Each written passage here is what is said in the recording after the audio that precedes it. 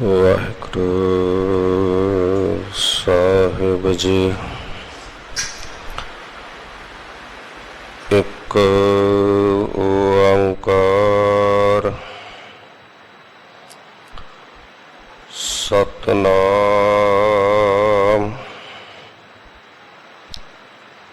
ਕਰਤਾ ਪੁਰਖ ਨਿਰਭਉ ਨਿਰਵੈਰ ਅਕਾਲ ਮੂਰਤ ਅਜੂਨੀ ਸੈਭੰ ਗੁਰ ਪ੍ਰਸਾਦ। ਚੱਕਰ ਚਿਹਨ ਅਰ ਬਰਨ ਜਾਤ ਅਰ ਪਾਤ ਨਹਨ ਜਹੈ। रूप रंग अर रेख पेख को कह ना सकत कह। अचल मूरत अन भाव प्रकाश अमै तो कह जय। कोट इंद्र इंद्रान शाह शाहान गण जय। त्रिभुवन महीप सुर नर असुर नेत नेत बन तृण कहत। तव सर्व नाम कथा कवन करम नाम बरनत सुमत। करवत पला न करवट तेरी लाग गले सुन बिनती मेरी। हाँ वारी मुख फेर प्यारे करवट दे मोको काहे को मारे। जाओ तन चीरे तांग न मोरो पिंड पर तो प्रीत न तोरो। हम तुम बीच पयो नहीं कोई तुम है सोकंत नार हम सोई। कहत कबीर सुनो रे लोई अब तुम्हारी प्रतीत न होई। हम अब गुण परे एक गुण नाही।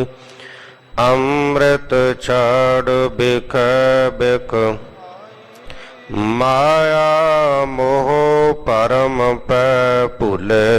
सुत दारा स्यों एक उत्तम पंथ सुनयो गुर संगत। तह मिलंत जम त्रास मिटाई। एक अरदास पाठ की रत की गुर रामदास राखो। सुखा टल गुर सेविय अहनस सहज दर्शन पस गुरु का जन्म मरण दुख जाए। होवै सिफत खसमद नूर अरसो कुरसह। तुद डिठे सच्चे पातशाह मल जन्म जन्म दे कटिया। सजन सच्चा पातशाह सिर शाहां दा। जिस पास बैठिया सोहिया सबना दा विसाह। सतनाम श्री वाहेगुरु साहिब जियो। सलोक ਮਹੱਲਾ ਤੀਜਾ।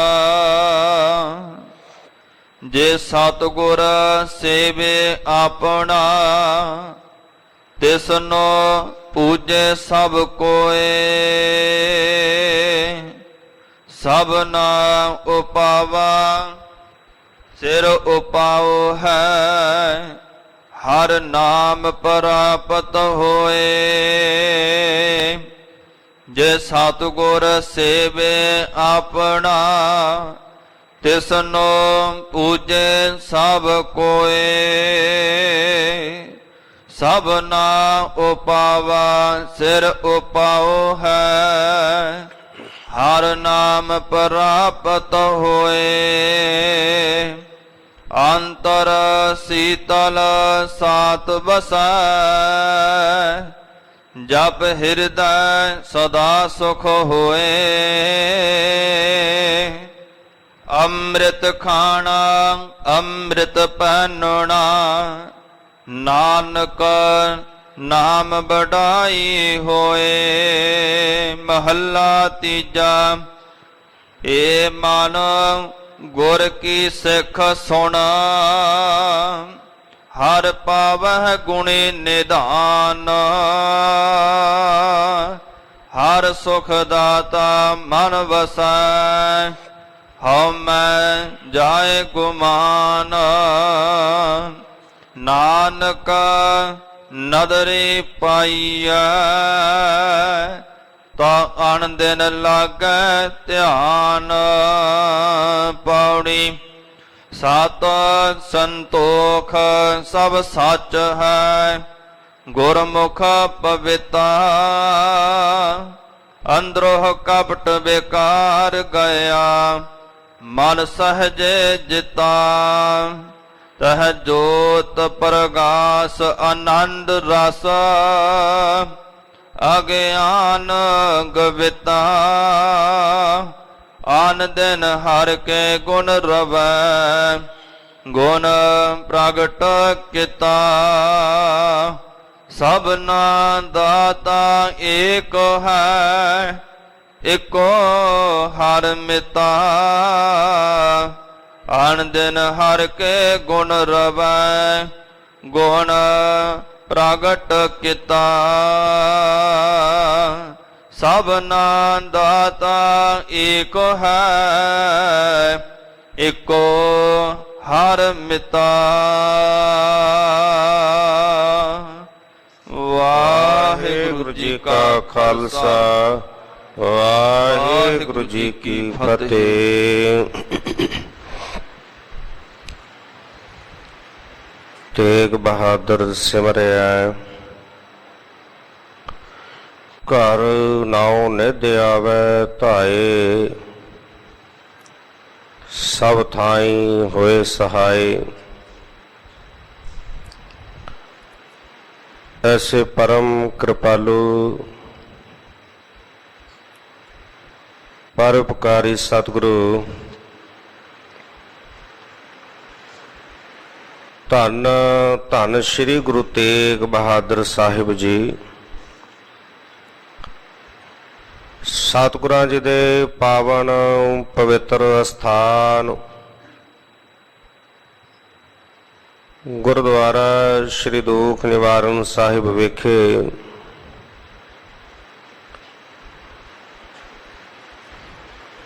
ਚੌਵਰ ਛਤਰ ਤਖਤ ਦੇ ਮਾਲਕ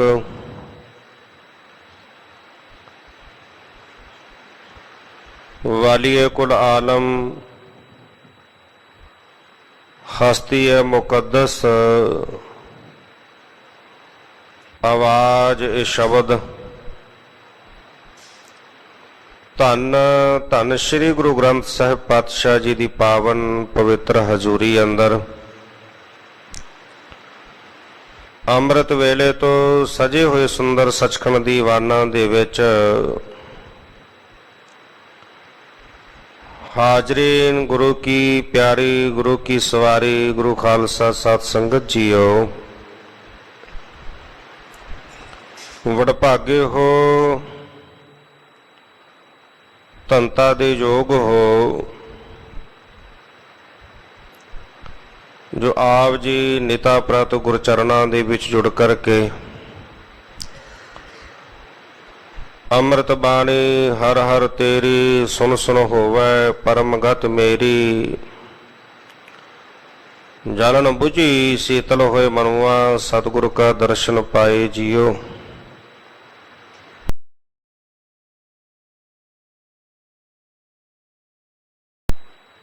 ਮਨੁੱਖ ਨੂੰ ਹਉਮੈ ਦਾ ਦੀਰਘ ਰੋਗ ਚਿੰਬੜਿਆ ਹੋਇਆ ਹੈ। ਮਨੁੱਖ ਹਉਮੈ ਵਸ ਹੈ ਤੇ ਇਹਦੇ ਜਿਹੜੀ दारू ਹੈ, ਦਵਾ ਹੈ, ਹਉਮੈ ਦੂਰ ਕਿਵੇਂ ਕੀਤੀ ਜਾ ਸਕਦੀ ਹੈ? ਉਹ ਹੈ ਸੇਵਾ। ਹਉਮੈ ਅੰਧ ਗੁਬਾਰ ਹੈ ਤੇ ਗੁਰੂ ਦੀ ਸੇਵਾ ਪ੍ਰਕਾਸ਼ ਹੈ।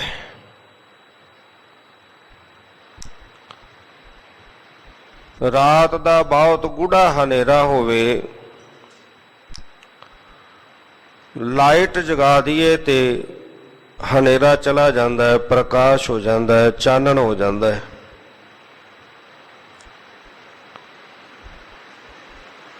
ਇਸੇ ਤਰ੍ਹਾਂ ਹਉਮੈ ਰੂਪੀ ਜਿਹੜਾ ਪਰਦਾ ਹੈ ਉਹ ਸਾਡੇ ਜੀਵਾਂ ਦੇ ਅੰਦਰ ਪਿਆ ਹੈ। ਅਗਿਆਨਤਾ ਦਾ ਹਨੇਰਾ ਹੋਣ ਕਰਕੇ ਸਾਨੂੰ ਪਰਮੇਸ਼ਰ ਨਜ਼ਰ ਨਹੀਂ ਆਉਂਦਾ।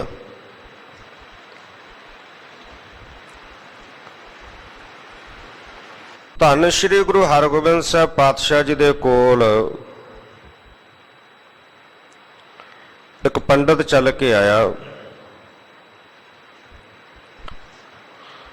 ਉਹ ਕਹਿਣ ਲੱਗਾ ਕਿ ਗੁਰੂ ਸਾਹਿਬਾਨ ਦੀ ਬਾਣੀ ਦੱਸਦੀ ਹੈ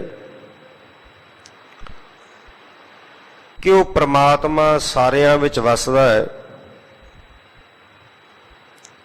ਪਾਤਸ਼ਾਹ ਜੀ ਕਹਿਣ ਲੱਗੇ, ਹਾਂ ਬਿਲਕੁਲ ਉਹ ਪ੍ਰਮਾਤਮਾ ਸਾਰਿਆਂ ਵਿੱਚ ਵਸਦਾ ਹੈ। ਘਟ ਘਟ ਮੈਂ ਹਰ ਜੂ ਬਸੈ ਸੰਤਨ ਕਹਿਓ ਪੁਕਾਰ, ਸਭੈ ਘਟ ਰਾਮ ਬੋਲੇ ਰਾਮਾ ਬੋਲੇ ਰਾਮ ਬਿਨਾ ਕੋ ਬੋਲੇ ਰੇ। ਉਹ ਸਵਾਲ ਕਰਦਾ, ਕਹਿੰਦਾ ਨਜ਼ਰ ਕਿਉਂ ਨਹੀਂ ਆਉਂਦਾ? ਪਰਮਾਤਮਾ ਜੇ ਸਾਰਿਆਂ ਵਿੱਚ ਹੈ ਫਿਰ ਨਜ਼ਰ ਕਿਉਂ ਨਹੀਂ ਆਉਂਦਾ? ਤੇ ਸਤਿਗੁਰੂ ਪਾਤਸ਼ਾਹ ਜੀ ਕਹਿਣ ਲੱਗੇ, ਪੰਡਤ ਜੀ ਰਾਤ ਹੋ ਲੈਣ ਦਿਓ, ਫਿਰ ਤੁਹਾਡੇ ਸਵਾਲ ਦਾ ਜਵਾਬ ਦੇਵਾਂਗੇ। ਪੰਡਤ ਜੀ ਰਾਤ ਦੀ ਉਡੀਕ ਕਰਨ ਲੱਗੇ, ਹਨੇਰਾ ਹੋਣ ਦੀ। ਦਿਨ ਨਿਕਲਿਆ, ਹਨੇਰਾ ਹੋਣਾ ਸ਼ੁਰੂ ਹੋਇਆ ਤੇ ਚੱਲ ਕੇ ਫਿਰ ਪੰਡਤ ਜੀ ਆਏ ਗੁਰੂ ਪਾਤਸ਼ਾਹ ਜੀ ਕੋਲ ਕਿ ਪਾਤਸ਼ਾਹ ਹਨੇਰਾ ਹੋਣਾ ਸ਼ੁਰੂ ਹੋ ਗਿਆ ਹੈ ਤੇ ਆਪ ਜੀ ਮੇਰੇ ਸਵਾਲ ਦਾ ਜਵਾਬ ਦੇਣਾ ਕਰੋ, ਦੱਸਣਾ ਕਰੋ। ਸਤਿਗੁਰੂ ਪਾਤਸ਼ਾਹ ਜੀ ਕਹਿਣ ਲੱਗੇ, ਪੰਡਤ ਜੀ ਅਜੇ ਚੰਦਰਮਾ ਨਹੀਂ ਨਿਕਲਿਆ, ਅਜੇ ਤਾਰੇ ਨਹੀਂ ਨਿਕਲੇ ਅਸਮਾਨ ਦੇ ਵਿੱਚ। ਉਹ ਥੋੜਾ ਕਾਹਲਾ ਪਿਆ, ਕਹਿਣ ਲੱਗਾ ਸ਼ਾਇਦ ਮੈਨੂੰ ਟਾਲਦੇ ਹੋਣ, ਜਵਾਬ ਨਾ ਦੇਣਾ ਚਾਹੁੰਦੇ ਹੋਣ। ਕਹਿਣ ਲੱਗਾ ਜੀ ਪਹਿਲਾਂ ਤੁਸੀਂ ਕਿਹਾ ਕਿ ਹਨੇਰਾ ਹੋਣ ਤੱਕ ਉਡੀਕ ਕਰ, ਮੈਂ ਹਨੇਰਾ ਹੋਣ ਤੱਕ ਉਡੀਕ ਕੀਤੀ, ਹਨੇਰਾ ਹੋ ਗਿਆ। ਹੁਣ ਤੁਸੀਂ ਕਹਿੰਦੇ ਹੋ ਚੰਦਰਮਾ ਨਿਕਲ ਲੈਣ ਦੇ, ਤਾਰੇ ਨਿਕਲ ਲੈਣ ਦੇ। ਪਾਤਸ਼ਾਹ ਕਹਿਣ ਲੱਗੇ, ਪੰਡਤ ਜੀ ਜੇ ਸਵਾਲ ਦਾ ਜਵਾਬ ਲੈਣਾ ਫਿਰ ਥੋੜੀ ਉਡੀਕ ਕਰਨੀ ਪੈਣੀ ਹੈ। ਕੁਝ ਸਮਾਂ ਹੋਰ ਉਡੀਕਿਆ, ਅਸਮਾਨ ਦੇ ਵਿੱਚ ਚੰਦਰਮਾ ਨਿਕਲਿਆ, ਤਾਰੇ ਨਿਕਲੇ। ਪਾਤਸ਼ਾਹ ਹੁਣ ਜਵਾਬ ਦਿਓ। ਤੇ ਸਤਿਗੁਰੂ ਪਾਤਸ਼ਾਹ ਜੀ ਨੇ ਭਾਈ ਬਿਧੀ ਚੰਦ ਜੀ ਨੂੰ ਨਾਲ ਲਿਆ। ਇੱਕ ਬਾਗ ਦੇ ਕੋਲ ਪੰਡਤ ਨੂੰ ਲੈ ਕੇ ਆਏ ਤੇ ਦੋ ਘੜੇ ਜਿਹੜੇ ਉਹ ਪਾਣੀ ਦੇ ਭਰ ਕੇ ਰੱਖੇ। ਜਦੋਂ ਦੋ ਘੜੇ ਪਾਣੀ ਦੇ ਭਰ ਕੇ ਰੱਖੇ ਤੇ ਇੱਕ ਵਿੱਚ ਜਿਹੜਾ ਸੀ ਉਹ ਮਿੱਟੀ ਪਾ ਦਿੱਤੀ ਤੇ ਇੱਕ ਜਿਹੜਾ ਸੀ ਸਾਫ਼ ਰੱਖਿਆ। ਹੁਣ ਜਿਸ ਘੜੇ ਦੇ ਪਾਣੀ ਵਿੱਚ ਮਿੱਟੀ ਪਾਈ ਸੀ, ਪਾਣੀ ਗੰਧਲਾ ਹੋ ਗਿਆ। ਤੇ ਗੁਰੂ ਪਾਤਸ਼ਾਹ ਜੀ ਕਹਿਣ ਲੱਗੇ ਪੰਡਤ ਨੂੰ ਕਿ ਵੇਖੋ ਇਸ ਘੜੇ ਦੇ ਵਿੱਚ ਚੰਦਰਮਾ ਦਾ ਅਕਸ ਨਜ਼ਰ ਆਉਂਦਾ ਹੈ। ਪੰਡਤ ਜੀ ਨੇ ਝਾਤ ਮਾਰੀ, ਵੇਖਿਆ ਘੜੇ ਵਿੱਚ ਪਾਣੀ ਗੰਧਲਾ ਸੀ, ਚੰਦਰਮਾ ਦਾ ਅਕਸ ਨਜ਼ਰ ਕਿੱਥੋਂ ਆਉਣਾ ਸੀ? ਉਹ ਚੰਦਰਮਾ ਦਾ ਅਕਸ ਨਜ਼ਰ ਨਹੀਂ ਆਇਆ। ਕਹਿਣ ਲੱਗਾ ਪਾਤਸ਼ਾਹ ਨਹੀਂ, ਇਹਦੇ ਵਿੱਚ ਨਜ਼ਰ ਨਹੀਂ ਆਉਂਦਾ। ਪੰਡਿਤ ਜੀ ਜਿਹੜਾ ਸਾਫ਼ ਜਲ ਹੈ, ਘੜਾ ਭਰਿਆ ਹੋਇਆ, ਉਹਦੇ ਵਿੱਚ ਝਾਤ ਮਾਰੋ। ਉਹਦੇ ਵਿੱਚ ਦੇਖਿਆ, ਨਜ਼ਰ ਮਾਰੀ ਹੈ ਤੇ ਉਹ ਨਿਰਮਲ ਜਿਹੜਾ ਸੀ, ਸਵੱਛ ਸੀ, ਸਾਫ਼ ਸੀ। ਉਹਦੇ ਵਿੱਚ ਚੰਦਰਮਾ ਦਾ ਅਕਸ ਨਜ਼ਰ ਆਇਆ। ਹਾਂ ਪਾਤਸ਼ਾਹ, ਇਹਦੇ ਵਿੱਚ ਨਜ਼ਰ ਆ ਰਿਹਾ ਹੈ। ਤੇ ਪਾਤਸ਼ਾਹ ਕਹਿਣ ਲੱਗੇ ਇਸੇ ਤਰ੍ਹਾਂ ਹਿਰਦਾ ਜਿਹੜਾ ਹੈ ਉਹ ਹਉਮੈ ਦਾ ਪਰਦਾ ਪਿਆ ਹੋਇਆ, ਹਉਮੈ ਹੋਣ ਕਰਕੇ ਹਿਰਦਾ ਗੰਧਲਾ ਹੋਇਆ ਪਿਆ ਹੈ। ਹਿਰਦੇ ਦੇ ਅੰਦਰ ਅਗਿਆਨਤਾ ਦਾ ਹਨੇਰਾ ਹੋਣ ਕਰਕੇ ਉਹ ਵਾਹਿਗੁਰੂ ਪਰਮੇਸ਼ਰ ਸਾਨੂੰ ਨਜ਼ਰ ਨਹੀਂ ਆਉਂਦਾ। ਪਾਤਸ਼ਾਹ ਜੀ ਕਹਿੰਦੇ ਜਨਮ ਜਨਮ ਕੀ ਇਸ ਮਨ ਕੋ ਮਲ ਲਾਗੀ, ਕਾਲਾ ਹੁਆ ਸਿਆਹੋ, ਖਨਲੀ ਧੋਤੀ ਉਜਲੀ ਨਾ ਹੋਵਈ, ਜੇ ਸੌ ਧੋਵਨ ਪਾਹੋ।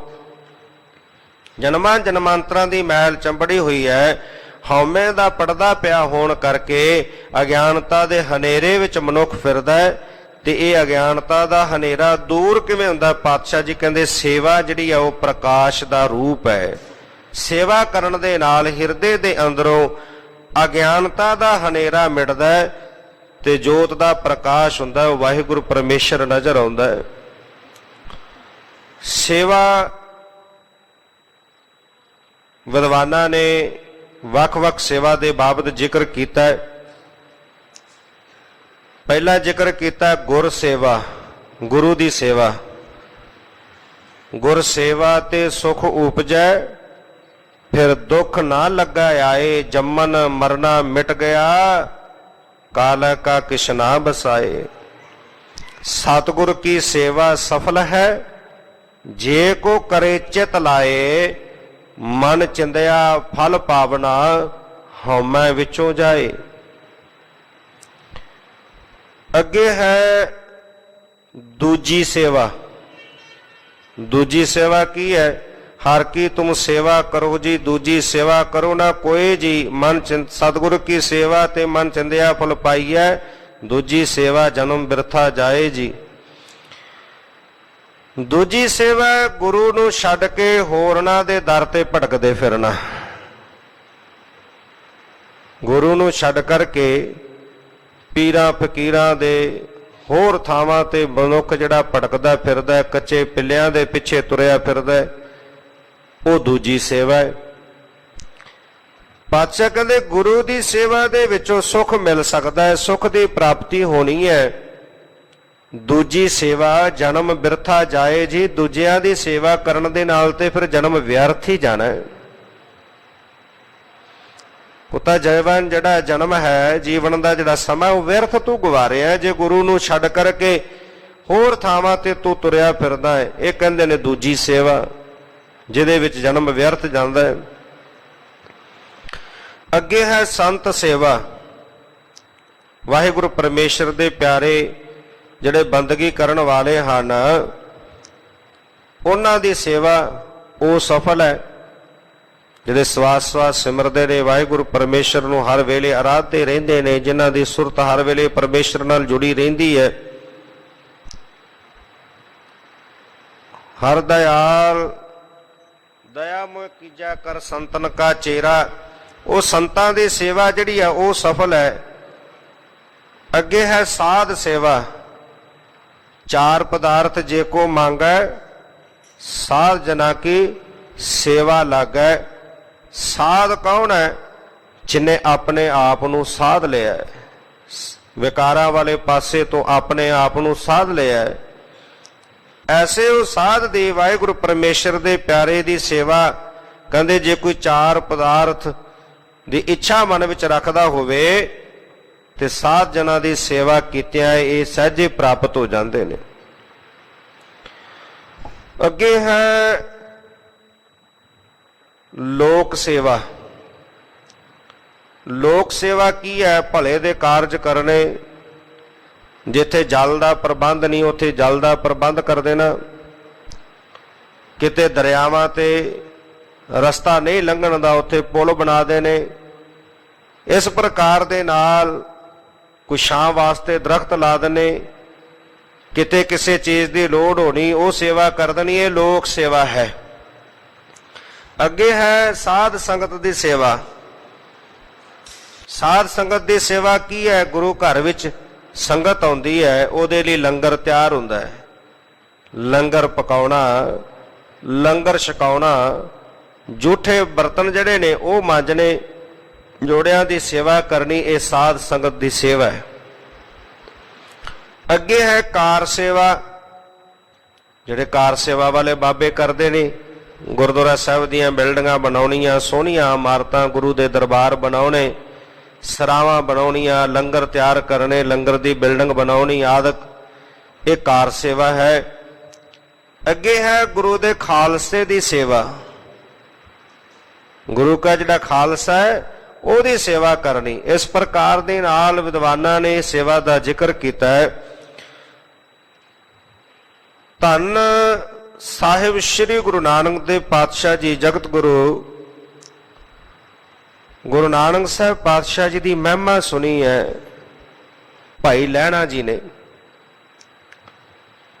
ਜਦੋਂ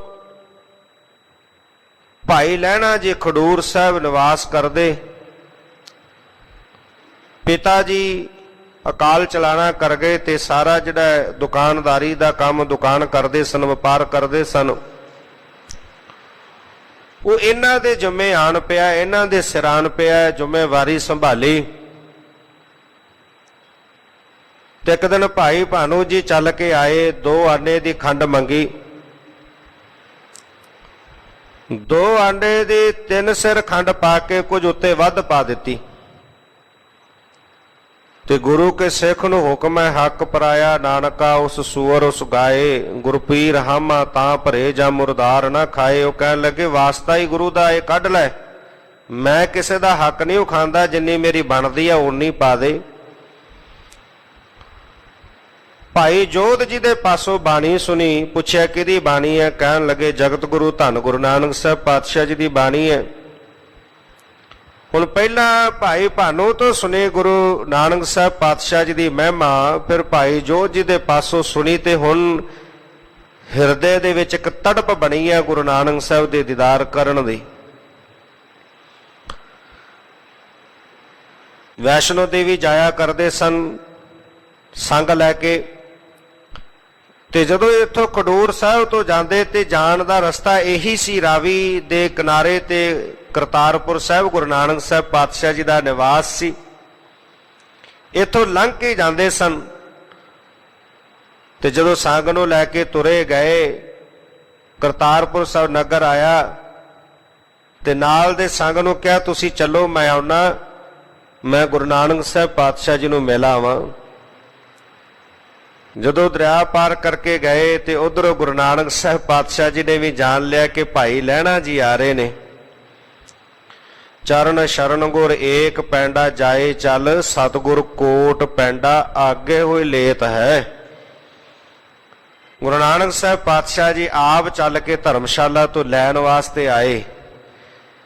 ਗੁਰੂ ਨਾਨਕ ਸਾਹਿਬ ਪਾਤਸ਼ਾਹ ਅੱਗੋਂ ਮਿਲੇ, ਹੁਣ ਪਹਿਲੀ ਵਾਰੀ ਦਰਸ਼ਨ ਕੀਤੇ ਸਨ, ਪਹਿਲਾਂ ਨਹੀਂ ਸਨ ਮਿਲੇ। ਭਾਈ ਲਹਿਣਾ ਜੀ ਸੁਣਿਆ ਹੀ ਸੀ ਗੁਰੂ ਨਾਨਕ ਪਾਤਸ਼ਾਹ ਜੀ ਦੀ ਮਹਿਮਾ ਬਾਬਤ, ਤੇ ਪੁੱਛਣ ਲੱਗੇ ਕਿ ਮੈਂ ਗੁਰੂ ਨਾਨਕ ਸਾਹਿਬ ਪਾਤਸ਼ਾਹ ਜੀ ਦੇ ਦਰਸ਼ਨ ਕਰਨੇ ਨੇ, ਉਹਨਾਂ ਨੂੰ ਮਿਲਣਾ ਹੈ, ਉਹਨਾਂ ਦਾ ਟਿਕਾਣਾ ਕਿੱਥੇ ਹੈ? ਧੰਨ ਗੁਰੂ ਨਾਨਕ ਸਾਹਿਬ ਪਾਤਸ਼ਾਹ ਜੀ ਨੇ ਭਾਈ ਲਹਿਣੇ ਦੇ ਘੋੜੀ ਦੀ ਲਗਾਮ ਫੜ ਲਈ ਤੇ ਆਪ ਪੈਦਲ ਅੱਗੇ ਹੋ ਤੁਰੇ, ਘੋੜੀ ਦੀ ਲਗਾਮ ਪਕੜ ਕੇ ਤੁਰੇ ਜਾ ਰਹੇ ਨੇ। ਜਦੋਂ ਧਰਮਸ਼ਾਲ ਦੇ ਕੋਲ ਪਹੁੰਚੇ ਤੇ ਭਾਈ ਲਹਿਣੇ ਨੂੰ ਕਹਿਣ ਲੱਗੇ ਕਿ ਇਸ ਕਿਲੇ ਦੇ ਨਾਲ ਪੁਰਖਾ ਘੋੜੀ ਬੰਨ ਕੇ ਅੰਦਰ ਲੰਘਿਆ। ਉਧਰ ਭਾਈ ਲਹਿਣਾ ਜੀ ਘੋੜੀ ਬੰਨ ਰਹੇ ਨੇ ਤੇ ਗੁਰੂ ਨਾਨਕ ਸਾਹਿਬ ਪਾਤਸ਼ਾਹ ਜੀ ਦੂਸਰੇ ਦਰਵਾਜ਼ੇ ਅੰਦਰ ਜਾ ਕੇ ਆਪਣੇ ਤਖਤ ਤੇ ਸ਼ੋਭਤ ਹੋ ਗਏ, ਸੁਭਾਏਮਨ ਹੋਏ। ਤੇ ਜਦੋਂ ਭਾਈ ਲਹਿਣਾ ਜੀ ਅੰਦਰ ਵੜੇ, ਵੇਖਿਆ ਕਿ ਇਹ ਤਾਂ ਉਹੀ ਨੇ ਜਿਨ੍ਹਾਂ ਨੂੰ ਮੈਂ ਰਸਤਾ ਪੁੱਛਿਆ ਸੀ, ਮੇਰੀ ਘੋੜੀ ਦੀ ਲਗਾਮ ਪਕੜ ਕੇ ਲੈ ਆਏ। ਮੇਰੇ ਕੋਲੋਂ ਬੜੀ ਵੱਡੀ ਗੁਸਤਾਖੀ ਹੋਈ, ਮੈਂ ਘੋੜੀ ਤੇ ਸਵਾਰ, ਉਹ ਪੈਦਲ ਚੱਲ ਕੇ ਆਏ, ਚਰਨਾਂ ਤੇ ਢਹਿ ਪਿਆ, ਚਰਨ ਪਕੜ ਲਏ, ਪਾਤਸ਼ਾਹ ਖਿਮਾ ਕਰ ਦਿਓ, ਬਹੁਤ ਵੱਡੀ ਗੁਸਤਾਖੀ ਹੋ ਗਈ, ਬੜੀ ਭਾਰੀ ਗਲਤੀ ਮੈਂ ਕੀਤੀ ਹੈ, ਮੈਨੂੰ ਨਹੀਂ ਸੀ ਪਤਾ। ਤੇ ਗੁਰੂ ਨਾਨਕ ਸਾਹਿਬ ਪਾਤਸ਼ਾਹ ਜੀ ਨੇ ਪੁੱਛਿਆ, ਪੁਰਖਾ ਨਾਂ ਕੀ ਹੈ? ਕਹਿਣ ਲੱਗਾ, ਜੀ ਮੇਰਾ ਨਾਮ ਹੈ ਲਹਿਣਾ। ਤੇ ਕਹਿਣ ਲੱਗੇ, ਲੈਣ ਵਾਲੇ ਘੋੜੀ ਤੇ ਚੜ੍ਹ ਕੇ ਆਉਂਦੇ ਨੇ, ਦੇਣ ਵਾਲੇ ਅੱਗੋਂ ਹੋ ਕੇ ਮਿਲਦੇ ਨੇ। ਗੁਰੂ ਨਾਨਕ ਸਾਹਿਬ ਪਾਤਸ਼ਾਹ ਜੀ ਦੀ ਦ੍ਰਿਸ਼ਟੀ ਪਈ। ਭਾਈ ਲਹਿਣਾ ਜੀ ਗੁਰੂ ਨਾਨਕ ਸਾਹਿਬ ਪਾਤਸ਼ਾਹ ਜੀ ਦੇ ਹੋ ਕੇ ਰਹਿ ਗਏ। ਭਾਈ ਲਹਿਣੇ ਨੇ ਕੇਵਲ ਘੋੜੀ ਦੀ ਲਗਾਮ ਗੁਰੂ ਨਾਨਕ ਸਾਹਿਬ ਪਾਤਸ਼ਾਹ ਜੀ ਦੇ ਹੱਥ ਵਿੱਚ ਨਹੀਂ ਪਕੜਾਈ, ਮਨ ਰੂਪੀ ਜਿਹੜਾ ਅਵੈੜਾ ਘੋੜਾ ਹੈ ਨਾ, ਇਹਦੀ ਲਗਾਮ ਗੁਰੂ ਨਾਨਕ ਦੇ ਹੱਥ ਵਿੱਚ ਪਕੜਾ ਦਿੱਤੀ। ਮਨ ਗੁਰੂ ਨਾਨਕ ਨੂੰ ਸੌਂਪ ਦਿੱਤਾ। ਸੇਵਾ ਵਿੱਚ ਲੱਗ ਗਏ। ਕੁਝ ਸਮਾਂ ਰੁਕੇ, ਦੁਕਾਨਦਾਰੀ ਦਾ ਕੰਮ ਸੀ, ਘਰ ਗਏ, ਭਾਂਜੇ ਨੂੰ ਬੁਲਾਇਆ, ਦੁਕਾਨਦਾਰੀ ਦਾ ਕੰਮਕਾਰ ਉਹਨੂੰ ਸੌਂਪਿਆ। ਫਿਰ ਗੁਰੂ ਨਾਨਕ ਸਾਹਿਬ ਪਾਤਸ਼ਾਹ ਜੀ ਦੀ ਸ਼ਰਨ ਵਿੱਚ ਆ ਗਏ। ਘਰ ਆਏ, ਲੂਣ ਦੀ ਪੰਡ ਲੈ ਕੇ ਭੇਟਾ ਵਜੋਂ ਆਏ। ਲੂਣ ਦਾ ਵਪਾਰ ਸੀ। ਮਾਤਾ ਜੀ ਨੂੰ ਪੁੱਛਿਆ, ਗੁਰੂ ਕੇ ਮਹਿਲ ਮਾਤਾ ਜੀ ਨੂੰ, ਕਿ ਕਿੱਥੇ ਗੁਰੂ ਸਾਹਿਬ ਕਿੱਥੇ ਨੇ? ਦੱਸਿਆ ਖੇਤ ਵਿੱਚ ਕੰਮ ਕਰ ਰਹੇ ਨੇ, ਖੇਤੀ ਦਾ। ਚੱਲ ਕੇ ਜਦੋਂ ਗਏ ਤੇ ਗੁਰੂ ਨਾਨਕ ਸਾਹਿਬ ਪਾਤਸ਼ਾਹ ਜੀ, ਅੱਜ ਕੱਲ ਦਾ ਸਮਾਂ ਜਿਵੇਂ ਝੋਨਾ ਲਾਉਣ ਦਾ, ਹੁਣ ਜੀਰੀ ਲਾ ਰਹੇ ਆ, ਝੋਨਾ ਲਾਇਆ ਹੋਇਆ ਸੀ ਤੇ ਵਿੱਚੋਂ ਨਦੀਨ ਪੁੱਟ ਰਹੇ ਸੀ।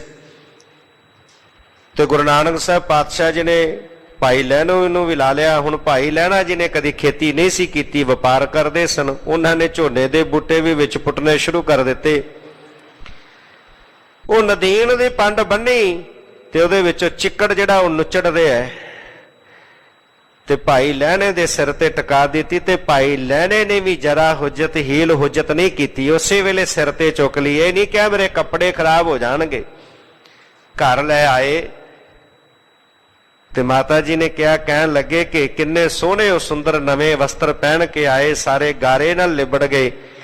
ਤੇ ਗੁਰੂ ਨਾਨਕ ਸਾਹਿਬ ਪਾਤਸ਼ਾਹ ਜੀ ਕਹਿਣ ਲੱਗੇ ਤੁਸੀਂ ਇਹਨਾਂ ਦੇ ਸਿਰ ਤੇ ਨਦੀਨ ਦੀ ਪੰਡ ਰੱਖ ਦਿੱਤੀ। ਕਹਿਣ ਲੱਗੇ ਇਹ ਤਾਂ ਗੁਰਿਆਈ ਦਾ ਛਤਰ ਹੈ, ਜਿਹੜਾ ਤੈਨੂੰ ਚਿੱਕੜ ਨਜ਼ਰ ਆ ਰਿਹਾ ਹੈ ਕੇਸਰ ਹੈ।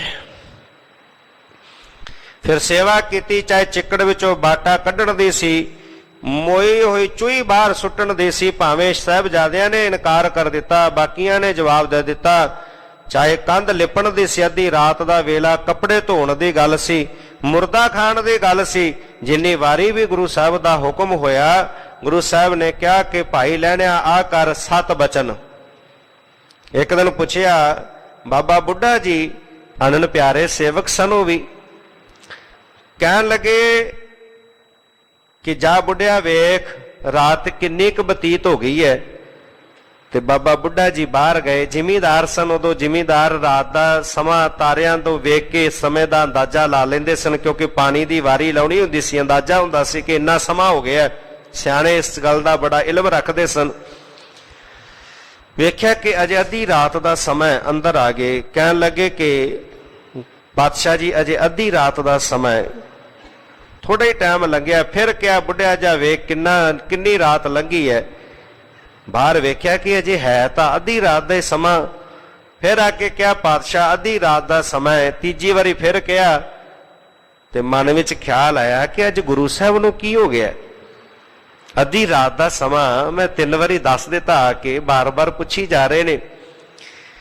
ਫਿਰ ਭਾਈ ਲਹਿਣੇ ਨੂੰ ਕਿਹਾ ਤੇ ਭਾਈ ਲਹਿਣਾ ਜੀ ਬਾਹਰ ਗਏ। ਵੇਖਿਆ ਕਿ ਬਾਬਾ ਬੁੱਢਾ ਜੀ ਕਹਿ ਤਾਂ ਠੀਕ ਹੀ ਰਹੇ ਨੇ, ਅੱਧੀ ਰਾਤ ਦਾ ਸਮਾਂ, ਪਰ ਕੋਈ ਗੁਰੂ ਦੀ ਰਮਜ ਹੈ ਇਹਦੇ ਵਿੱਚ।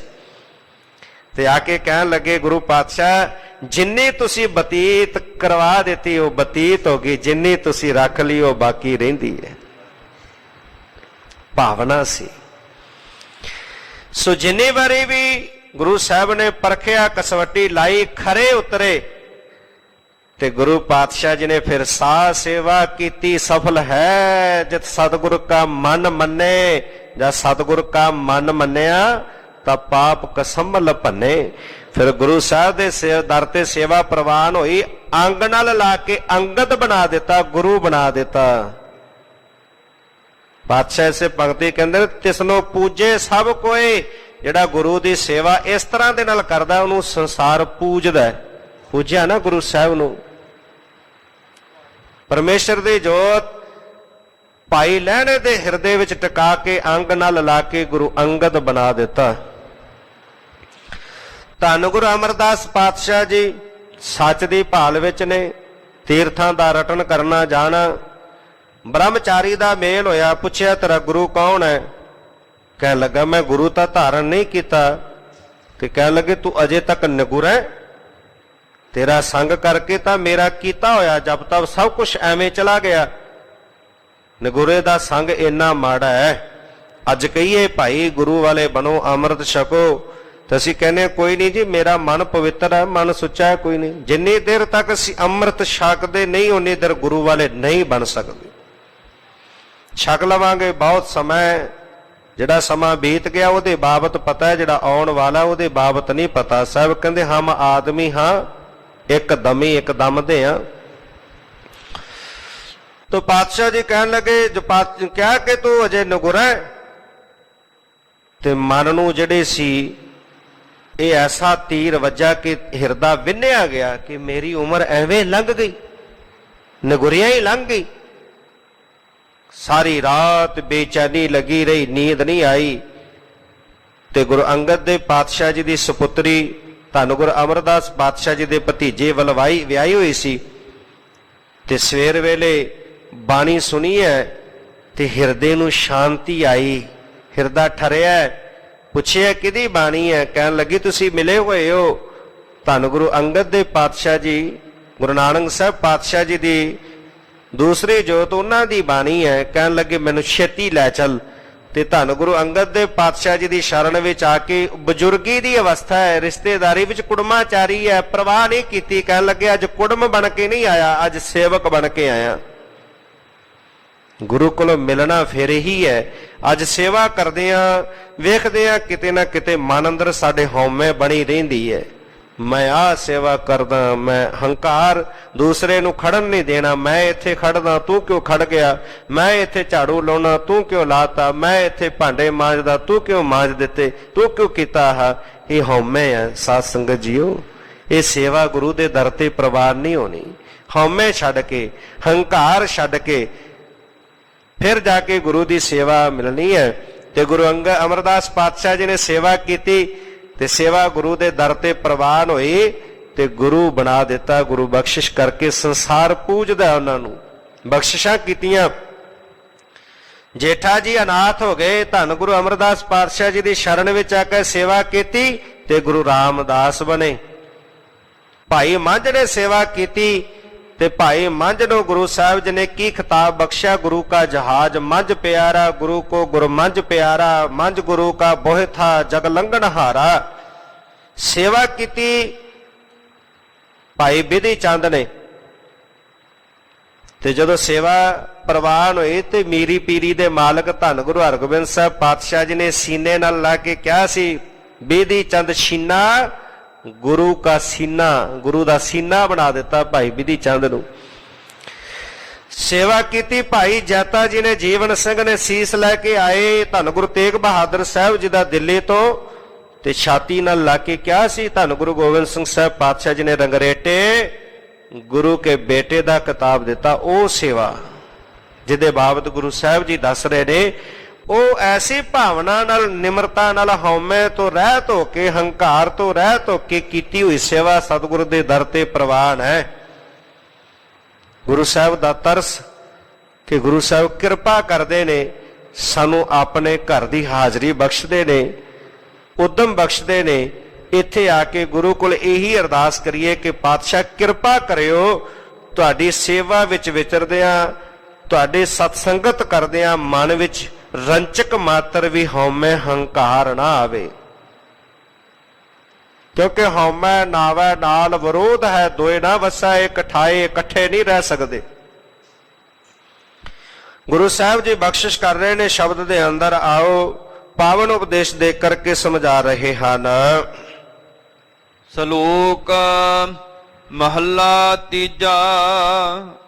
ਜੇ ਸਤਿਗੁਰ ਸੇਵੇ ਆਪਣਾ, ਤਿਸਨੋ ਪੂਜੇ ਸਭ ਕੋਏ। ਜਿਹੜੇ ਆਪਣੇ ਗੁਰੂ ਦੀ ਸੇਵਾ ਕਰਦੇ ਨੇ ਭਾਵਨਾ ਨਾਲ, ਨਿਮਰਤਾ ਨਾਲ, ਹਉਮੈ ਹੰਕਾਰ ਨੂੰ ਦੂਰ ਕਰਕੇ, ਪ੍ਰੇਮ ਵਿੱਚ ਭਿੱਜ ਕਰਕੇ ਗੁਰੂ ਦੀ ਸੇਵਾ ਕਰਦੇ ਨੇ, ਤੇ ਪਾਤਸ਼ਾਹ ਫਿਰ ਕਹਿੰਦੇ ਉਹਨਾਂ ਨੂੰ ਪ੍ਰਾਪਤ ਕੀ ਹੁੰਦਾ ਹੈ? ਤਿਸਨੋ ਪੂਜੇ ਸਭ ਕੋਏ। ਉਹਨਾਂ ਨੂੰ ਫਿਰ ਸਾਰਾ ਸੰਸਾਰ ਪੂਜਦਾ ਹੈ, ਸਾਰਾ ਸੰਸਾਰ ਪੂਜਦਾ ਹੈ।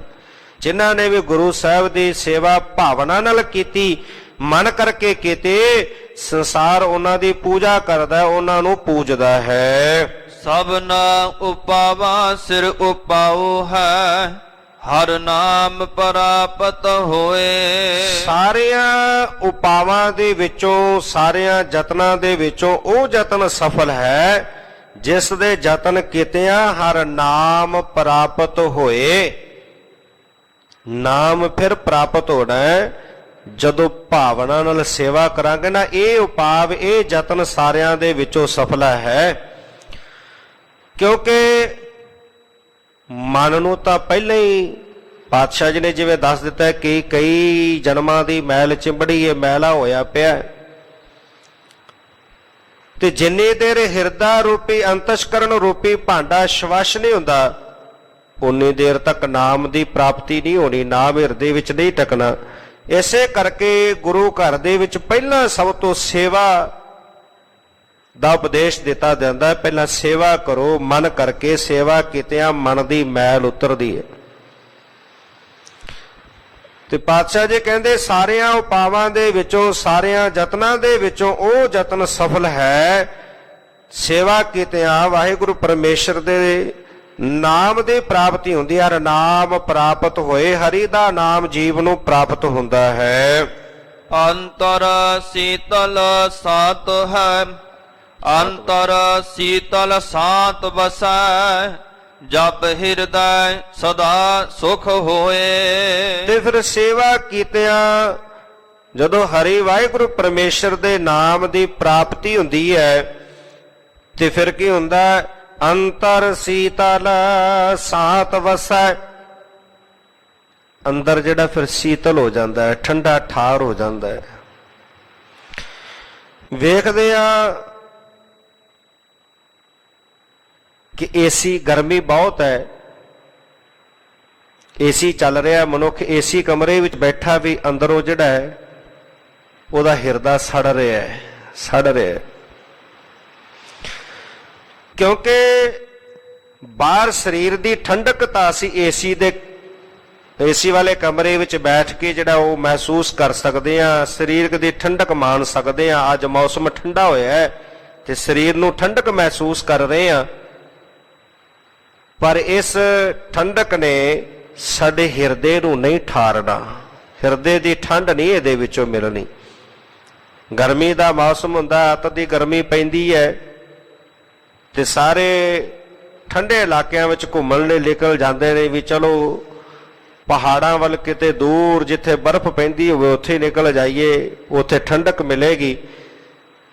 ਇੰਨੇ ਠੰਡੇ ਇਲਾਕਿਆਂ ਵਿੱਚ ਵਿਚਰ ਕਰਕੇ ਵੀ ਸਰੀਰ ਦੀ ਠੰਡ ਤਾਂ ਮਿਲ ਸਕਦੀ ਹੈ ਪਰ ਹਿਰਦੇ ਦੀ ਠੰਡ ਨਹੀਂ ਮਿਲਣੀ, ਹਿਰਦਾ ਨਹੀਂ ਠਰਨਾ।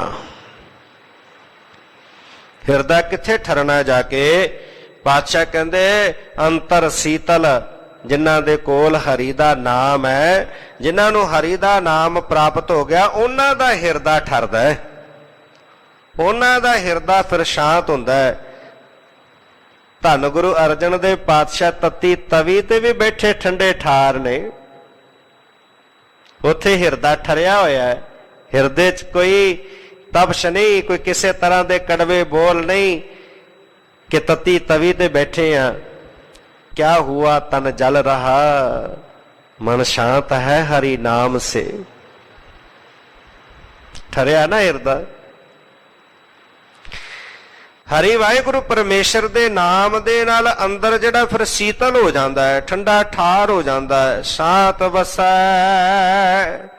हिरदे विच शांति आके वस जाती है, शांति दा निवास हो जाता है। अज सारा संसार अशांत होया पिया है, शांति दी भाल विच दौड़िया फिरदा इधर उधर पर नहीं मिलती। शांति भालदा दुनियावी पदार्थां विचों, इन्हां चों सुकून मिल जाए, मैनूं शांति मिल जाए, माया चों शांति मिल जाए, पदार्थां तो शांति मिल जाए, नहीं मिलनी। इन्हां ने तां सगों संसार नूं अशांत कीता पिया। एक पदार्थ पूरा फुरना पूरा कीता, फिर दूसरे दी दौड़ विच दौड़दा है। जे समुचे विश्व दे अंदर शांति चाहुंदे आ ना ਤਾਂ ਗੁਰੂ ਨਾਨਕ ਸਾਹਿਬ ਪਾਤਸ਼ਾਹ ਜੀ ਦਾ ਸਿਧਾਂਤ ਜੇਕਰ ਸਾਰੇ ਅਪਣਾ ਲੈਣ, ਧੰਨ ਸ਼੍ਰੀ ਗੁਰੂ ਗ੍ਰੰਥ ਸਾਹਿਬ ਪਾਤਸ਼ਾਹ ਜੀ ਦੀ ਪਾਵਨ ਬਾਣੀ ਨਾਲ ਜੇਕਰ ਸਾਰੇ ਜੁੜ ਜਾਣ, ਉਪਦੇਸ਼ ਕਮਾ ਲੈਣ, ਤੇ ਸਮੁੱਚੇ ਵਿਸ਼ਵ ਅੰਦਰ ਸ਼ਾਂਤੀ ਆ ਸਕਦੀ ਹੈ। ਨਹੀਂ ਤੇ ਵੇਖ ਰਹੇ ਆ ਫਿਰ ਸਾਰੇ ਹੀ ਅਸ਼ਾਂਤ ਨੇ। ਉਹ ਵਿਰਲੇ ਨੇ ਜਿਨ੍ਹਾਂ ਦੇ ਹਿਰਦੇ ਵਿੱਚ ਸ਼ਾਂਤੀ ਦਾ ਪਹਿਰਾ ਹੈ, ਉਹ ਵਿਰਲੇ ਨੇ ਜਿਨ੍ਹਾਂ ਦੇ ਹਿਰਦੇ ਵਿੱਚ ਸ਼ਾਂਤੀ ਵਸੀ ਹੋਈ ਹੈ। ਜਿਨ੍ਹਾਂ ਦੇ ਅੰਦਰ ਨਾਮ ਹੈ ਹਰੀ ਵਾਹਿਗੁਰੂ ਪਰਮੇਸ਼ਰ ਦਾ, ਉਹਨਾਂ ਦੇ ਹਿਰਦਿਆਂ ਦੇ ਵਿੱਚ ਸ਼ਾਂਤੀ ਦਾ ਵਾਸ ਹੈ। ਜਪ ਹਿਰਦਾ ਸਦਾ ਸੁਖ ਹੋਏ। ਮਨੁੱਖ ਸਦਾ ਸੁਖ ਚਾਹੁੰਦਾ, ਕੋਈ ਵੀ ਦੁਖੀ ਨਹੀਂ ਰਹਿਣਾ ਚਾਹੁੰਦਾ। ਹਰ ਮਨੁੱਖ ਚਾਹੁੰਦਾ ਕਿ ਮੇਰਾ ਜੀਵਨ ਕੇਵਲ ਸੁੱਖਾਂ ਨਾਲ ਭਰਿਆ ਹੋਵੇ, ਜੀਵਨ ਵਿੱਚ ਕਦੀ ਵੀ ਦੁੱਖ ਨਾ ਹੋਵੇ। ਤੇ ਪਾਤਸ਼ਾਹ ਕਹਿੰਦੇ ਫਿਰ ਸੁਖ ਕਿੱਥੇ ਹੈ? ਹਰੀ ਵਾਹਿਗੁਰੂ ਪਰਮੇਸ਼ਰ ਦੇ ਨਾਮ ਵਿੱਚ। ਮਹਾਰਾਜ ਨੇ ਦੱਸ ਦਿੱਤਾ ਨਾ, ਸੁਖ ਨਾਹੀ ਬਹੁਤਾ ਧਨ ਘਾਟੇ, ਸੁਖ ਨਹੀਂ ਪੇਖੇ ਨਿਰਤ ਨਾਟੇ, ਸੁਖ ਨਹੀਂ ਬਹੁ ਦੇਸ਼ ਕਮਾਏ। ਕਹਿੰਦੇ ਨਾ ਬਹੁਤਾ ਧਨ ਖੱਟਣ ਵਿੱਚ ਸੁਖ ਹੈ, ਨਾ ਨਾਟਕ ਚੇਟਕ ਜਾ ਕੇ ਸਿਨੇਮੇ ਵਿੱਚ ਫਿਲਮਾਂ ਵੇਖਣੀਆਂ, ਬੜੇ ਨਾਟਕ ਚੇਟਕ ਵੇਖਣੇ, ਕਹਿੰਦੇ ਸੁਖ ਉੱਥੇ ਵੀ ਨਹੀਂ। ਸੁਖ ਨਹੀਂ ਬਹੁ ਦੇਸ਼ ਕਮਾਏ, ਬੜੇ ਬੜੇ ਦੇਸ਼ਾਂ ਵਿੱਚ ਵਪਾਰ ਫੈਲਾ ਲਿਆ, ਕਹਿੰਦੇ ਸੁਖ ਉੱਥੇ ਵੀ ਨਹੀਂ। ਸੁਖ ਕਿੱਥੇ? ਸਰਬ ਸੁਖਾ ਜਾਂ ਹਰ ਹਰ ਧਿਆਏ। ਕਹਿੰਦੇ ਹਰੀ ਵਾਹਿਗੁਰੂ ਪਰਮੇਸ਼ਰ ਨੂੰ ਧਿਆਉਣ ਵਿੱਚ ਸੁਖ ਹੈ। ਜਿਹੜਾ ਸਾਹਿਬ ਜੀ ਇੱਥੇ ਬਖਸ਼ਿਸ਼ ਕਰ ਰਹੇ ਨੇ, ਜਪ ਹਿਰਦਾ, ਕਹਿੰਦੇ ਜਦੋਂ ਹਰੀ ਵਾਹਿਗੁਰੂ ਪਰਮੇਸ਼ਰ ਨੂੰ ਹਿਰਦੇ ਕਰਕੇ ਜਪਦਾ ਨਾ ਅੰਦਰੋਂ, ਇਹ ਨਹੀਂ ਕਿ ਮੁਖ ਤੋਂ ਵਾਹਿਗੁਰੂ ਕਹੀ ਜਾਈਏ ਤੇ ਮਨ ਕਿਤੇ ਹੋਰ ਤੁਰਿਆ ਫਿਰੇ, ਹਿਰਦੇ ਵਿੱਚ ਕੁਝ ਹੋਰ ਚੱਲ ਰਿਹਾ ਹੋਵੇ। ਮਨ ਕਰਕੇ ਜਦੋਂ ਹਰੀ ਵਾਹਿਗੁਰੂ ਪਰਮੇਸ਼ਰ ਨੂੰ ਧਿਆਉਣਾ ਕਰਦਾ ਤਾਂ ਫਿਰ ਸਦਾ ਸੁਖ ਹੋਏ। ਇਹ ਨਹੀਂ ਕਿਹਾ ਕਿ ਕੁਝ ਸਮੇਂ ਦਾ, ਕਹਿੰਦੇ ਫਿਰ ਸਦਾ ਹੀ ਉਹ ਸੁਖ ਕਦੇ ਵੀ ਖਤਮ ਨਹੀਂ ਹੁੰਦਾ, ਕਦੇ ਵੀ ਬਿਨਸਦਾ ਨਹੀਂ। ਤਤੀ ਤਵੀ ਤੇ ਵੀ ਬੈਠਿਆਂ ਸੁਖ ਨਹੀਂ ਜਾਂਦਾ, ਫਿਰ ਸਦਾ ਹੀ ਸੁਖ ਦੀ ਪ੍ਰਾਪਤੀ ਹੁੰਦੀ ਹੈ। ਅੰਮ੍ਰਿਤ ਖਾਣਾ ਅੰਮ੍ਰਿਤ ਪੈਨਣਾ, ਨਾਨਕ ਨਾਮ ਵਡਾਈ ਹੋਏ। ਤੇ ਨਾਮ ਦੀ ਵਡਿਆਈ ਕੀ ਹੈ? ਨਾਮ ਜਪਣਾ। ਜੇ ਕੋਈ ਪੁੱਛੇ ਕਿ ਨਾਮ ਜਪੀਏ ਜੀ ਫਿਰ ਕੀ ਹੋਵੇਗਾ, ਕਹਿੰਦੇ ਨਾਮ ਦੀ ਵਡਿਆਈ ਇਹ ਆ ਫਿਰ ਜੋ ਵੀ ਫਿਰ ਉਹ ਨਾਮ ਜਪਣ ਵਾਲੇ ਫਿਰ ਅੰਮ੍ਰਿਤ ਹੀ ਖਾਂਦੇ ਨੇ, ਅੰਮ੍ਰਿਤ ਹੀ ਪਹਿਨਦੇ ਨੇ। ਉਹਨਾਂ ਦਾ ਖਾਣਾ ਵੀ ਅੰਮ੍ਰਿਤ ਹੋ ਜਾਂਦਾ ਹੈ, ਉਹਨਾਂ ਦਾ ਪਹਿਨਣਾ ਵੀ ਅੰਮ੍ਰਿਤ ਹੋ ਜਾਂਦਾ ਹੈ। ਇਹ ਵਡਿਆਈ ਹੈ ਨਾਮ ਦੀ। ਮਹੱਲਾ ਤੀਜਾ। ਏ ਮਨ ਗੁਰ ਕੀ ਸਿੱਖ ਸੁਣਾ, ਹਰ ਪਾਵਹਿ ਗੁਣੀ ਨਿਦਾਨ। ਐ ਮੇਰੇ ਮਨ, ਤੂੰ ਗੁਰੂ ਦੀ ਸਿੱਖਿਆ ਨੂੰ ਸੁਣਨਾ ਕਰ। ਗੁਰੂ ਦੀ ਸਿੱਖਿਆ ਨੂੰ ਸੁਣ ਕੇ ਜਦੋਂ ਹਿਰਦੇ ਵਿੱਚ ਵਸਾਵੇਂਗਾ ਤਾਂ ਕੀ ਹੋਏਗਾ? ਪਾਵਹਿ ਗੁਣੀ ਨਿਧਾਨ। ਉਹ ਜਿਹੜਾ ਗੁਣਾਂ ਦਾ ਖਜ਼ਾਨਾ ਹੈ ਹਰੀ ਵਾਹਿਗੁਰੂ ਪਰਮੇਸ਼ਰ, ਤੂੰ ਉਹਨੂੰ ਪਾ ਲਵੇਂਗਾ, ਤੈਨੂੰ ਉਹਦੀ ਪ੍ਰਾਪਤੀ ਹੋ ਜਾਏਗੀ। ਫਿਰ ਇੱਕ ਇੱਕ ਗੁਣ ਮੰਗਣ ਦੀ ਲੋੜ ਨਹੀਂ ਪੈਣੀ, ਸਾਰੇ ਗੁਣ ਆ ਜਾਣਗੇ। ਜਦੋਂ ਖਜ਼ਾਨਾ ਹੀ ਆ ਗਿਆ, ਖਜ਼ਾਨੇ ਨੂੰ ਪਾ ਲਿਆ, ਗੁਣਾਂ ਦਾ ਖਜ਼ਾਨਾ ਹਰੀ ਵਾਹਿਗੁਰੂ ਪਰਮੇਸ਼ਰ ਮਿਲ ਗਿਆ, ਤੇ ਫਿਰ ਇੱਕ ਇੱਕ ਕਰਕੇ ਮੰਗਣ ਦੀ ਲੋੜ ਨਹੀਂ ਪੈਣੀ। ਮਿਲੇਗਾ ਤਾਂ, ਪ੍ਰਾਪਤ ਤਾਂ ਹੋਵੇਗਾ ਜੇ ਗੁਰੂ ਦੀ ਸਿੱਖਿਆ ਨੂੰ ਸੁਣਨਾ ਕਰਾਂਗੇ। ਕੇਵਲ ਸੁਣਨਾ ਨਹੀਂ, ਸੁਣ ਕਰਕੇ ਫਿਰ ਉਹਨੂੰ ਹਿਰਦੇ ਵਿੱਚ ਵਸਾਵਾਂਗੇ। ਸਤ ਸੰਗਤ। ਇਸੇ ਤਾਂ ਗੁਰੂ ਨਾਨਕ ਸਾਹਿਬ ਪਾਤਸ਼ਾਹ ਜੀ ਨੇ ਬੜਾ ਵੱਡਾ ਪਰਉਪਕਾਰ ਕੀਤਾ, ਧਰਮਸ਼ਾਲ ਕਾਇਮ ਕੀਤੀ, ਸਤ ਸੰਗਤ ਕਾਇਮ ਕੀਤੀ। ਜਿਹੜੇ ਵੀ ਸਿੱਖ ਨੇ ਆਉਣਾ ਕਹਿਣਾ ਭਾਈ ਸੰਗਤ ਕਰਿਆ ਕਰੋ। ਸੰਗਤ ਵਿੱਚ ਜਿਹੜਾ ਬਾਣੀ ਸੁਣਨ ਦਾ, ਬਾਣੀ ਪੜ੍ਹਨ ਦਾ ਫਲ ਹੈ, ਉਹ ਪਾਤਸ਼ਾਹ ਜੀ ਨੇ 4 ਪੌੜੀਆਂ ਜਪਜੀ ਸਾਹਿਬ ਦੇ ਅੰਦਰ ਉਚਾਰਨ ਕੀਤੀਆਂ। ਉਹਦੇ ਵਿੱਚ ਦੱਸਿਆ ਕਿ ਸਤ ਸੰਗਤ ਕਰਨ ਦਾ ਕਿੰਨਾ ਫਲ ਹੈ। ਗੁਰੂ ਕੋਲ ਚੱਲ ਕੇ ਆਉਣ ਦਾ, ਸਤ ਸੰਗਤ ਕੀਤਿਆਂ ਗੁਰੂ ਦਾ ਉਪਦੇਸ਼ ਸੁਣਨ ਦਾ ਫਲ ਕਿੰਨਾ ਹੈ? ਸੁਣਿਆ ਸਿੱਧ ਪੀਰ ਸੁਰਨਾਥ। ਕਹਿੰਦੇ ਸੁਣਨ ਦਾ ਫਲ ਹੈ ਕਿ ਸਿੱਧਾ ਪੀਰਾਂ ਸੁਰਨਾਥਾਂ ਦੇਵਤਿਆਂ ਵਾਲੀ, ਨਾਥਾਂ ਵਾਲੀ ਜਿਹੜੀ ਅਵਸਥਾ ਹੈ ਨਾ, ਉਹ ਸੁਤੇ ਸਿੱਧ ਪ੍ਰਾਪਤ ਹੋ ਜਾਂਦੀ ਹੈ। ਉਹ ਕਿੰਨੀ ਘਾਲਣਾ ਘਾਲਦੇ ਨੇ, ਫਿਰ ਜਾ ਕੇ ਮਿਲਦੀ ਹੈ, ਤੇ ਸਤ ਸੰਗਤ ਵਿੱਚੋਂ ਸਹਿਜੇ ਮਿਲ ਜਾਂਦੀ ਹੈ। ਸੁਣਿਆ ਸਿੱਧ ਪੀਰ ਸੁਰਨਾਥ, ਸੁਣਿਆ ਧਰਤ ਤਵਲ ਆਕਾਸ਼। ਕਹਿੰਦੇ ਧਰਤੀ ਦਾ, ਆਕਾਸ਼ ਦਾ, ਇਹਨਾਂ ਦਾ ਸਹਿਜੇ ਗਿਆਨ ਹੋ ਜਾਂਦਾ ਹੈ। ਸੁਣਿਆ ਦੀਪ ਲੋ ਪਾਤਾਲ, ਦੀਪਾਂ ਦਾ, ਲੋਆਂ ਪਤਾਲਾਂ ਦਾ ਗਿਆਨ ਸਹਿਜੇ ਪ੍ਰਾਪਤ ਹੋ ਜਾਂਦਾ ਸੁਣਨ ਦੇ ਨਾਲ। ਸੁਣਿਆ ਪੋਹ ਨ ਸਕਾ ਕਾਲ, ਕਹਿੰਦੇ ਕਾਲ ਉਹਨੂੰ ਪੋਹ ਨਹੀਂ ਸਕਦਾ। ਨਾਨਕ ਭਗਤਾਂ ਸਦਾ ਵਿਗਾਸ, ਕਹਿੰਦੇ ਉਹਨਾਂ ਦੇ ਜੀਵਨ ਅੰਦਰ ਸਦਾ ਹੀ ਆਨੰਦ ਬਣਿਆ ਰਹਿੰਦਾ, ਵਿਗਾਸ ਖੇੜਾ ਬਣਿਆ ਰਹਿੰਦਾ। ਸੁਣਿਆ ਦੁੱਖ ਪਾਪ ਕਾ ਨਾਸ, ਦੁੱਖਾਂ ਤੇ ਪਾਪਾਂ ਦਾ ਨਾਸ਼ ਹੋ ਜਾਂਦਾ। ਇਸ ਕਰਕੇ ਪਾਤਸ਼ਾਹ ਕਹਿੰਦੇ ਗੁਰੂ ਦੀ ਸਿੱਖਿਆ ਸੁਣ, ਸੁਣ ਕਰਕੇ ਉਹਨੂੰ ਹਿਰਦੇ ਵਿੱਚ ਵਸਾ, ਫਿਰ ਕੀ ਹੋਵੇਗਾ? ਪਾਵਹਿ ਗੁਣੀ ਨਿਧਾਨ, ਗੁਨਾਹ ਦਾ ਖਜ਼ਾਨਾ ਵਾਹਿਗੁਰੂ ਪਰਮੇਸ਼ਰ ਤੈਨੂੰ ਪ੍ਰਾਪਤ ਹੋ ਜਾਵੇਗਾ। ਹਰ ਸੁਖ ਦਾਤਾ ਮਨ ਵਸੈ, ਹਉਮੈ ਜਾਏ ਗੁਮਾਨ। ਤੇ ਹਿਰਦੇ ਦੇ ਵਿੱਚੋਂ ਫਿਰ ਜਿਹੜਾ ਗੁਮਾਨ ਹੈ, ਉੱਚ ਜਾਤੀ ਦਾ ਹਉਮੈ ਜਿਹੜੀ ਹੈ ਇਹ ਚਲੀ ਜਾਏਗੀ, ਤੇ ਜਾਤੀ ਦਾ ਅਪਮਾਨ ਜਿਹੜਾ ਉਹ ਵੀ ਤੇਰਾ ਖਤਮ ਹੋ ਜਾਏਗਾ। ਮੈਂ ਉੱਚਾ, ਮੇਰੀ ਕੁੱਲ ਉੱਚੀ ਹੈ, ਮੇਰੀ ਜਾਤ ਉੱਚੀ ਹੈ। ਪਾਤਸ਼ਾਹ ਕਹਿੰਦੇ ਫਿਰ ਤੇਰੇ ਅੰਦਰੋਂ ਇਹ ਚਲਾ ਜਾਏਗਾ, ਇਹ ਜਾਤੀ ਦਾ ਗੁਮਾਨ ਖਤਮ ਹੋ ਜਾਏਗਾ, ਹੰਕਾਰ ਖਤਮ ਹੋ ਜਾਏਗਾ, ਹਉਮੈ ਚਲੇ ਜਾਏਗੀ। ਹਰ ਸੁਖ ਦਾਤਾ ਮਨ ਵਸਾ ਜਾਏਗਾ ਤਾਂ ਜੇ ਹਰੀ ਵਾਹਿਗੁਰੂ ਪਰਮੇਸ਼ਰ ਤੇਰੇ ਮਨ ਅੰਦਰ ਵਸ ਜਾਏ, ਜੇ ਤੂੰ ਉਹਨੂੰ ਹਿਰਦੇ ਵਿੱਚ ਵਸਾ ਲਵੇਂ।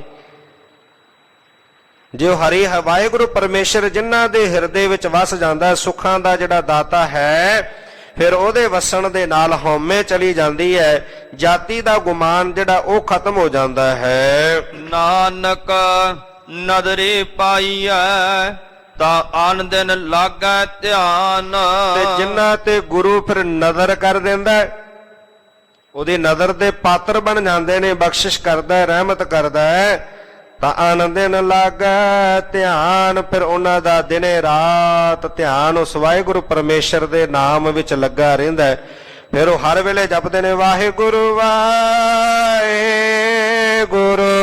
ਵਾਹਿਗੁਰੂ ਵਾਹਿਗੁਰੂ ਵਾਹਿਗੁਰੂ ਵਾਹਿਗੁਰੂ ਵਾਹਿਗੁਰੂ ਵਾਹਿਗੁਰੂ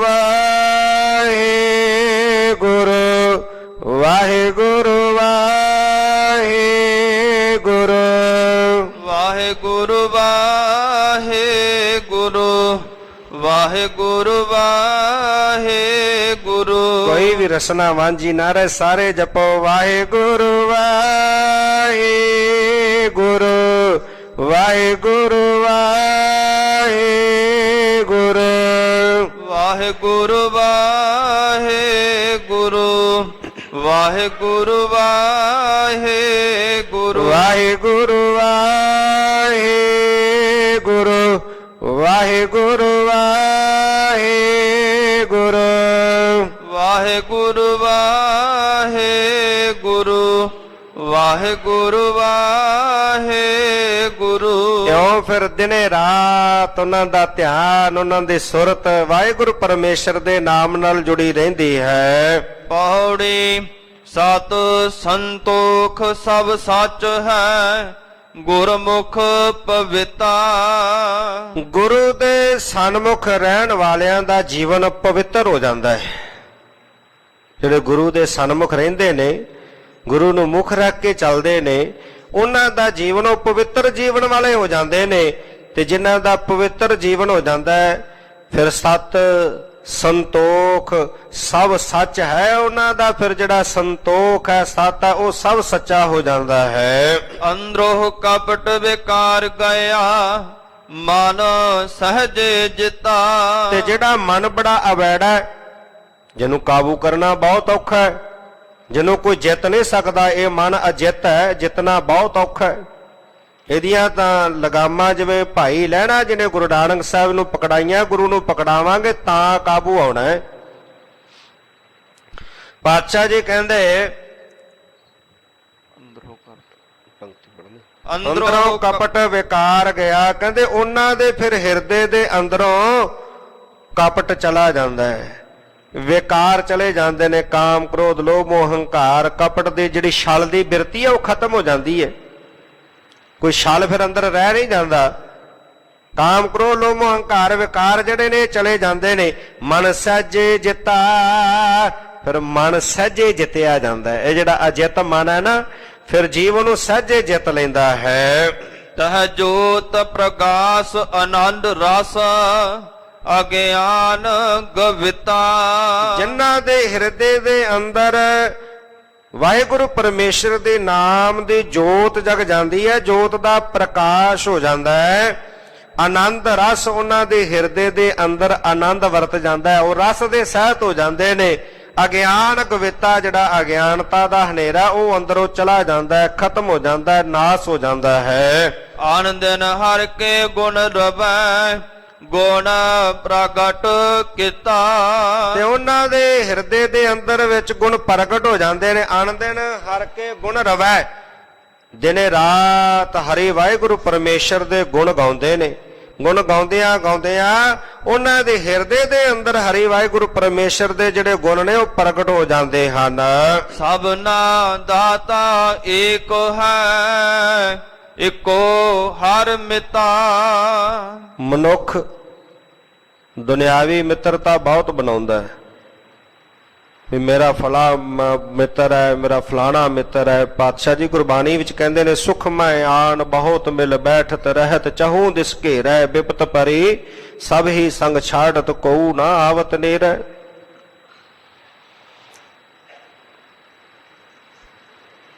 ਧਨ ਦੀ ਮਿੱਤਰਤਾ ਹੈ, ਮਨੁੱਖ ਧਨ ਨੂੰ ਮਿੱਤਰ ਬਣਾਉਂਦਾ ਹੈ। ਧਨ ਦੀ ਮਿੱਤਰਤਾ ਉਨੀ ਦੇਰ ਤੱਕ ਹੈ ਜਿੰਨੀ ਦੇਰ ਤੱਕ ਸਰੀਰ 'ਚ ਬਲ ਹੈ। ਇਹ ਸਰੀਰ ਚੱਲਦਾ ਫਿਰਦਾ ਹੈ, ਜਦੋਂ ਇਹ ਸਰੀਰ ਦਾ ਬਲ ਖਤਮ ਹੋ ਗਿਆ ਉਦੋਂ ਧਨ ਦੀ ਮਿੱਤਰਤਾ ਵੀ ਖਤਮ ਹੋ ਜਾਂਦੀ ਹੈ। ਸੰਸਾਰੀ ਮਿੱਤਰ ਜਦੋਂ ਪੰਜ ਭੂਤਕ ਸਰੀਰ ਤੋਂ ਚੁੱਕ ਕੇ ਚਾਰ ਭਰਾ ਸ਼ਮਸ਼ਾਨ ਭੂਮੀ ਲੈ ਜਾਂਦੇ ਨੇ, ਸੰਸਕਾਰ ਕਰ ਦਿੰਦੇ ਨੇ, ਉੱਥੇ ਜਾ ਕੇ ਇਹਨਾਂ ਦੀ ਮਿੱਤਰਤਾ ਖਤਮ ਹੋ ਜਾਂਦੀ ਹੈ। ਅਸਲੀ ਮਿੱਤਰ ਕੌਣ ਹੈ? ਅਸਲੀ ਮਿੱਤਰ ਵਾਹਿਗੁਰੂ ਪਰਮੇਸ਼ਰ ਹੈ, ਉਹਦਾ ਨਾਮ ਹੈ। ਕੀਤੇ ਹੋਏ ਕਰਮ ਅੱਗੇ ਜਾਂਦੇ ਨੇ, ਬਾਕੀ ਸਾਰਾ ਕੁਝ ਇੱਥੇ ਰਹਿ ਜਾਂਦਾ ਹੈ। ਇਸ ਕਰਕੇ ਪਾਤਸ਼ਾਹ ਜੀ ਕਹਿੰਦੇ ਅਸਲੀ ਮਿੱਤਰ ਕੌਣ ਹੈ? ਸਭਨਾ ਦਾਤਾ ਏਕ ਹੈ, ਸਭਨਾ ਜੀਆਂ ਕਾ ਇੱਕ ਦਾਤਾ ਸੋ ਮੈਂ ਵਿਸਰ ਨਾ ਜਾਈ।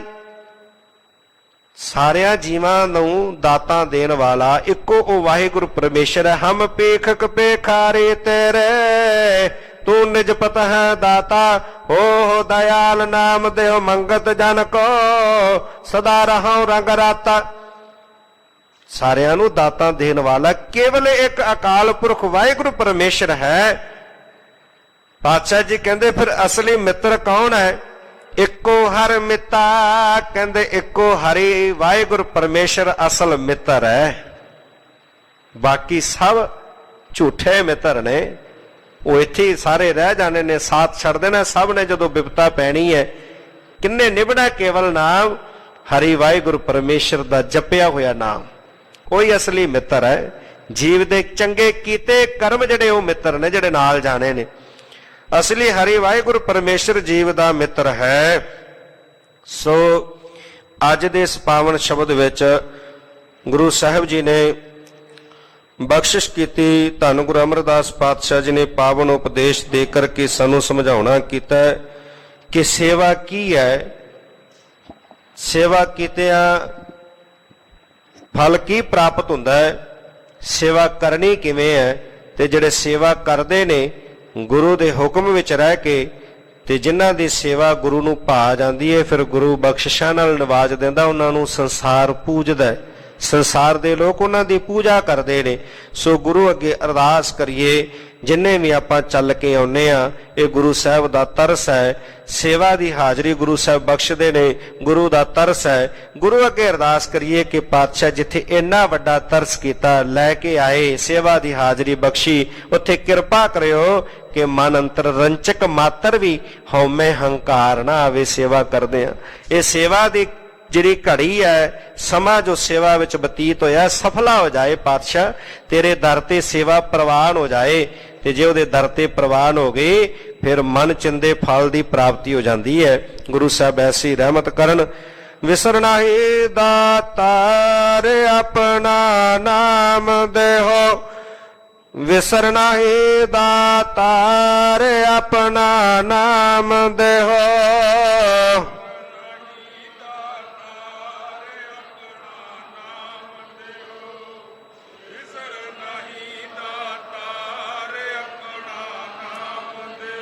ਵਿਸਰ ਨਾਹੀ ਦਾਤਾਰ ਆਪਣਾ ਨਾਮ ਦੇਹੋ ਵਿਸਰ ਨਾਹੀ ਦਾਤਾਰ ਆਪਣਾ ਨਾਮ ਦੇਹੋ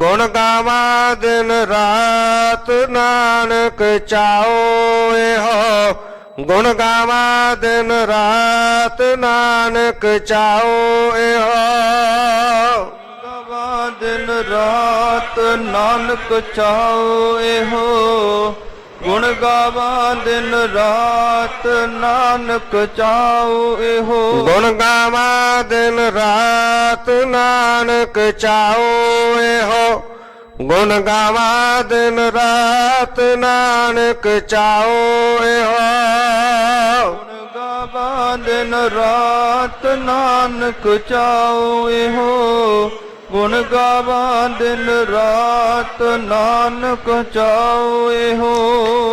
ਇਤਨੀ ਹਾਜ਼ਰੀ ਪ੍ਰਵਾਨ ਭੁੱਲ ਚੁੱਕ ਦੀ ਖਿਮਾ। ਵਾਹਿਗੁਰੂ ਜੀ ਕਾ ਖਾਲਸਾ ਵਾਹਿਗੁਰੂ ਜੀ ਕੀ ਫਤਿਹ।